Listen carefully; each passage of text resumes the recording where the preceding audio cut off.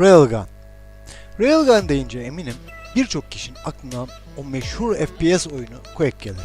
Quake oyununda tek vuruşla rakibi kızartan Railgun isimli dehşet bir silah vardı. Seneler öncesinden böyle bir silaha hayranlıkla bakıp gerçek olma ihtimali bile vermiyorken bilim adamları elektromanyetik raylı silahı üzerinde çalışmaları tamamlamış durumdalar. Railgun ya da orijinal ismiyle elektromanyetik Railgun aslen elektromanyetik alan oluşturularak kurulmuş bir sistem.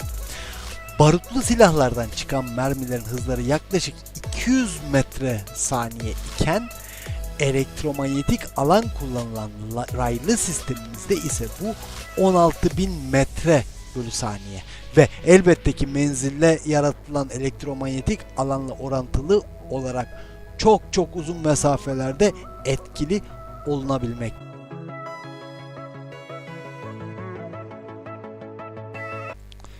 Silah basit bir şekilde şemalanacak olursa temel 3 parça yer alıyor. Bu parçalar güç kaynağı, birbirine paralel ray sistemi ve hareket halinde ama armatürü mermiyi tutan iki paralel ray arasındaki hareketli parçacık.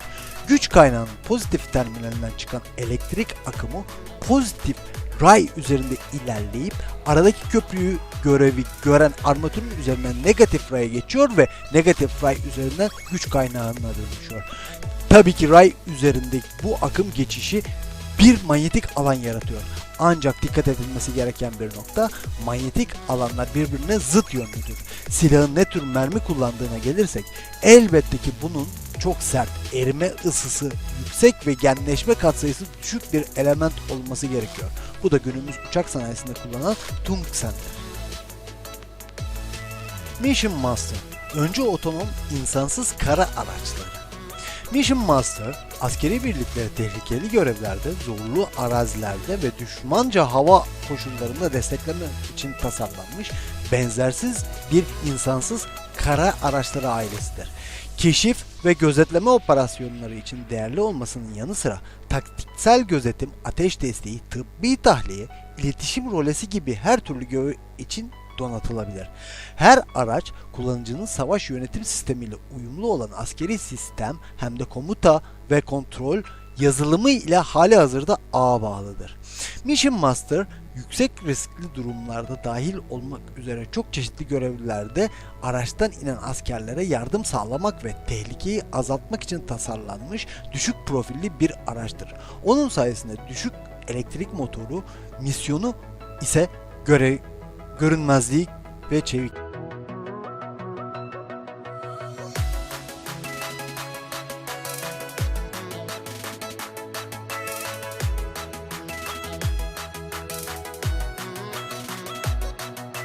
Tor, Rus yapımı kısa menzilli hava savunma sistemidir.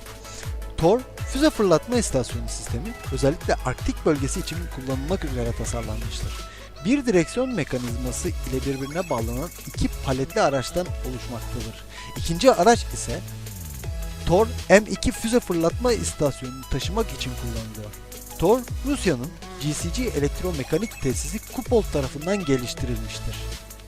Rus savunma yüklenicisi Teknodinamika, Tor hava savunma füzesi sisteminin Arktik türevi için bir prototip taşıyıcı yüklenici hizmeti gördüğünü açıkladı.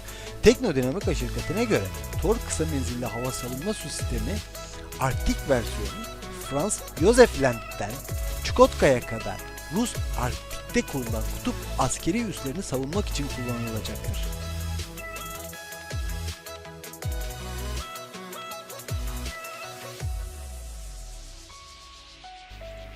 M2 Browning M2 Browning 50 kalibre makinalı tüfektir.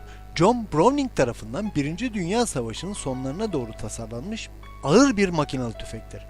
Bu John Browning'in daha önce de tasarladığı M1919 Browning'ine göre benzerlikler taşımaktadır. Fakat bu silah kendisi için seçilen ve daha güçlü, daha büyük kalibreli mühimmat kullanılır. M2 adıyla veya 50 adıyla anılır. Hafif zırhlı araçlar, piyadeler, zırhsız araçlar, tekneler, ışık tahkimatı ve alçaktan uçaklara karşı etkilidir. toplamda 30'dan fazla ülke tarafından kullanılmaktadır.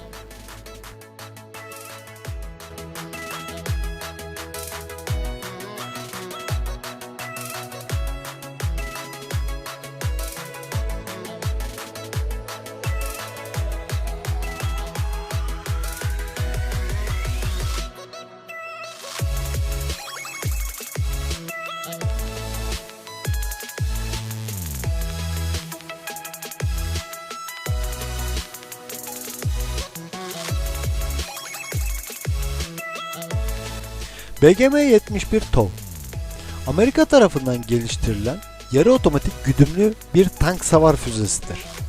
TOW açılımı ise Türkçe olarak tüpten fırlatılan otomatik olarak izlenilen kablo güdümlü füze demektir. Füze dünya çapında özellikle Batı ülkeleri arasında en çok kullanılan füze sistemidir. Halen üretimine devam edilmektedir. Füze her türlü pasif zırhı geçebilmektedir. TOW güdümlü anti-tank füze sistemlerinin hedefte istenilen etkiyi gerçekleştirmesi ihtiva ettikleri savaş başlıkları ile olur. Gerek ilk modellerindeki standart tip başlıklar ve gerekse de daha sonra geliştirilen tandem etkili tahrip başlıkları sistemi ile gerçekleştirilir. Bu yapı etkisinin zırh üzerinde bir noktada toplanmasını ve yine aynı noktadan zırh içine çok kuvvetli olarak patlamalı basınç yaparak zırhı delmesini, delinen bu noktadan da içeriye oluşan patlamanın girmesi sağlanmaktadır. Özetle füze arka kısmından ateşleme ve hedefe odaklanma sistemiyle bağlantıyı sağlayan bir çelik kablo bölümü bulunur. Bu toplu halde durur ve füze ateşlendiğinde açılır. Füzenin etkili menzilini de ifade eder. Füze ateşlendikten sonra optik hedefleme sistemi sayesinde nişangah nereye çevrilirse füze oraya yönelir. Füze hedefe ulaştığında yüksek delicilik özelliği sayesinde tankın bir tarafından girer, diğer tarafından çıkar. İçindeki mürettebatla birlikte tankı ve tankın içindeki mühimmatı da yok eder. Bell 280 Valor, Amerika ordusunun gelecek dikey kalkış programı için Bell helikopter ve Lockheed Martin tarafından geliştirilmiş 3. kuşak araçtır. 280 knot seyir hızı için tasarlanmıştır. Bu nedenle adı da V280 olarak kalmıştır. Düz kanattan geçen bir tahrik mili, motor kaybı durumunda her iki pervane rotorunun da tek bir motor tarafından çalıştırılmasına izin verir. Eşsiz manevra kabiliyeti, azaltılmış arıza süresi ve yüksek güvenli sunarken her bir görevin erişiminde ve etkinliğinde devrim yaratmak için amaca uygun olarak üretilmiştir.